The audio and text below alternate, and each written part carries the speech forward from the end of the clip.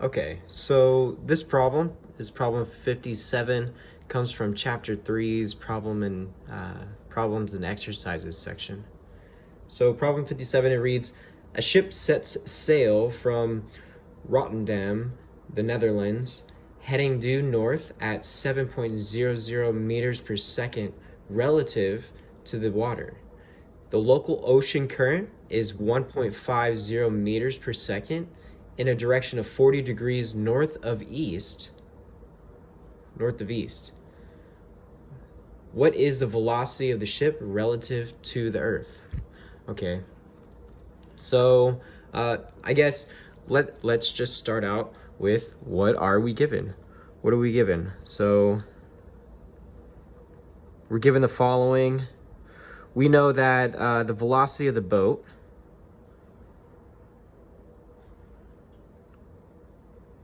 it's given to be what? 7 meters a second.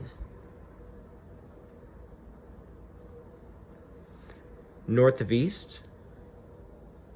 No, I'm sorry. Due north. Due north.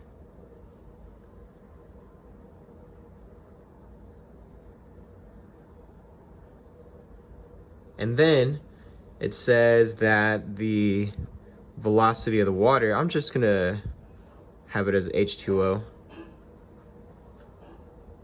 That's going to be 1.50 meters a second north of east. So if we didn't know what north of east is, we could just look at the compass. And we have north, south, east, west. North of east. So what's north of east? This is north. So above east. So north of east. So north of east is about this direction here. So we can actually think of it kind of as northeast, but it's not specifically northeast. It's north of east at some direction. And so with this being north of east and the ship being due north, we want to know the relative velocity of the boat as it passes around the earth. And so to get that, we just need to really break things up into their components and determine this resultant vector. And so if we map it out, we kind of want, this is going to be a crude drawing, but we kind of want something that looks like this. We'll have the wind, or I'm sorry, not the wind, the current, the speed of the current headed in this direction. And then we know that we're adding, so this is the math that we're doing, the velocity of the boat plus the velocity of the water is going to give us this relative velocity. And so to find this, we'll do it such as this. So the tip to tail procedure, where we add the tail end of the next vector that we want to the tip end of the last vector we had. So here's our little dummy axis here. And remember, we know that from the dummy axis, it makes 40 degrees. So we have this little interpretation, and then I'm going to draw this in red, the resultant vector. So the resultant vector, it should start from here.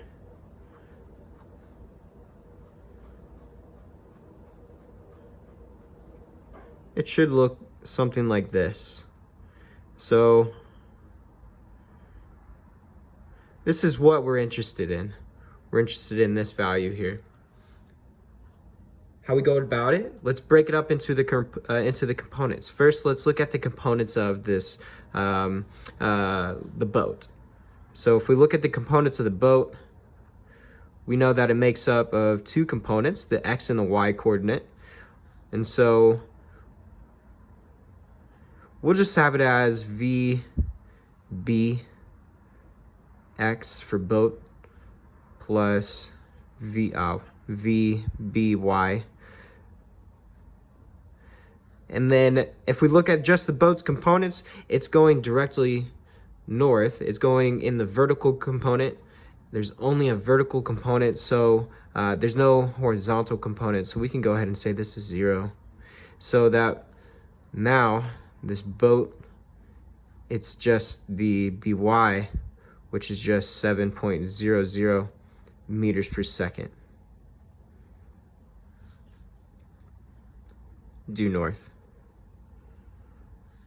So now let's look at the other one, the other component or the other components for this vector, the water vector.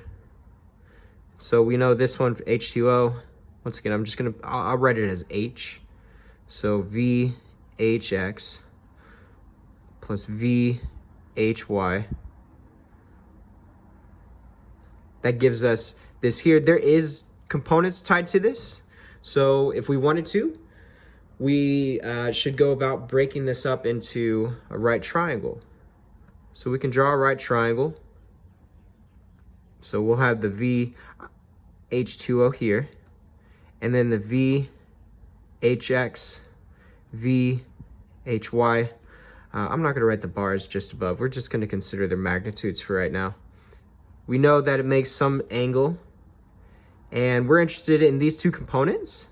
So if we remember our right triangle rules, we have the following. I'll write the rules up here. Remember, the sine of theta is equal to the opposite over hype, your hypotenuse. Cosine of theta is your adjacent over your hypotenuse. And then your tangent of theta is your opposite over your adjacent.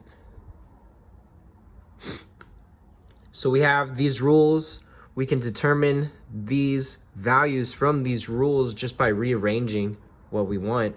Our hypotenuse, remember, is going to be this VH2O. And then our adjacent side in this case is VHY. And then our opposite, our adjacent side to this angle is going to be VHX. And then our opposite side is going to be this VHY. So OPP is equal to VHY. ADJ is equal to VHX. And then we have this hypotenuse, which is equal just to VH2O. So we have all these components. Let's determine them. And so we'll see that this VHX is just going to be VH2O. And then since it's the adjacent side, we're dealing with this adjacent side equation, so there's a cosine incorporated with it, and so we'll have this cosine of theta. And if we wanted for the other one, the VHY, H2O of sine of theta.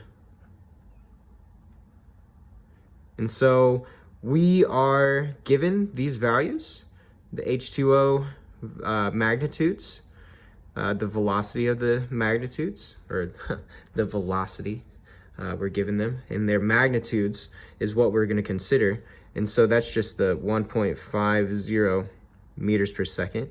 Same thing here, 1.50 meters per second. Cosine of 40 degrees. And then down here, sine of 40 degrees. And so if we do the math here, if we do this math, we'll see that these components come out to be just 1.15 meters per second. And then the y component comes out to be 0.964 meters per second. So we have these two components. We have the other components for the other boat. And remember, from one other equation we know that this, if we ever have a case where vector A plus vector B, it's going to give us this this resultant vector. And we know that we can add the components of each, so such that we can have ax plus bx. That will give us rx. Similarly, ay plus by, that will give us ry. So our resultant vector in this case is this relative velocity, and we just broke everything up into their components. So let's determine this vrel x. We'll write it right here. So we have this vrel x, and then we also do vrel y.